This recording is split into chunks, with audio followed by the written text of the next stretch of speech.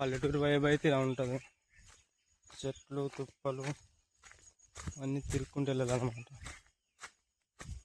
దారి క్లోజ్ చేస్తారు, చూడొచ్చు ఎదరలా ఉంది దారి. మనమైతే నడుచుకుంటూ వెళ్ళాలి. చాలా హైట్లో ఉంటుంది అన్నమాట మా మామయ్య గారి జీడి తోట. అక్కడికి వెళ్ళి చూపిస్తా. మనం వెళ్ళే దారిలో అయితే ఇలా ఉంది, ఫుల్గా చెట్లు నరికేసి అయితే ఉన్నాయి. కొత్తగా కొండపొడి కొడుతున్నారు అనుకుంటా. ఇదంతా జీడి మామిడి తోట అన్నమాట, మంది కాదు, వేరే వాళ్ళని.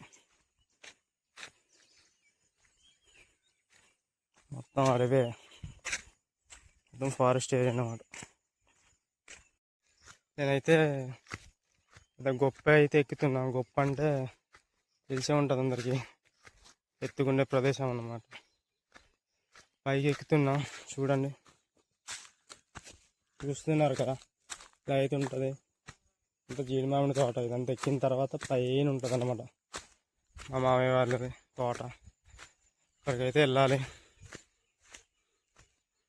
జీడి మామిడి తోటలు మొత్తం అయ్యే ఉంటాయి. సమ్మర్లో వస్తే మా ఊరి సైడ్ ఎక్కువ జీడి మామిడి కాయలు ఏ ఉంటాయి. చూడండి, కనిపిస్తున్నాయా?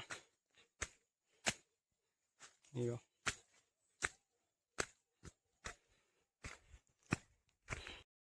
నేను వెళ్ళే దారి అయితే అసలు బాగాలేదన్నమాట. అసలు మా మామయ్య గారు ఎలా వెళ్తున్నారో కూడా తెలియదు. దారి ఏమైనా కనిపిస్తుంది? మొత్తం తుప్పలు తుప్పలు తుప్పలే ఉన్నాయి. ఈ తుప్పల నుంచి దాటుకుంటూ వెళ్ళాలన్నమాట.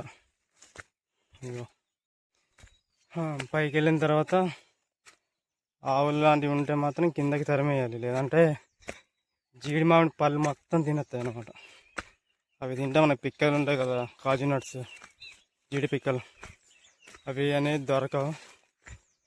పైకి వచ్చినప్పుడు లొకేషన్ ఇలా ఉంటుంది అన్నమాట. మొత్తం అడవి పోతున్నారు కదా, అడవి అవుతుంది. ఇంకా పైకి వెళ్ళాలి, మనం వచ్చింది సగమే. పైకి వెళ్ళిన తర్వాత చూద్దాం. ఇదండి జీడి మామిడి, మా మామయ్య వాళ్ళ తోట అన్నమాట ఇది. చూస్తున్నారుగా పండు, ఇలా అయితే ఉంటాయి. ప్రతి చెట్టుకి బాగా వస్తే ఫుల్గా ఉంటాయి, లేదంటే ఒక్కో చెట్టుకి 2-3 ఉంటాయి. కనిపిస్తుంటున్నాయి అక్కడ చిన్న చిన్న పళ్ళు. ఇదిగో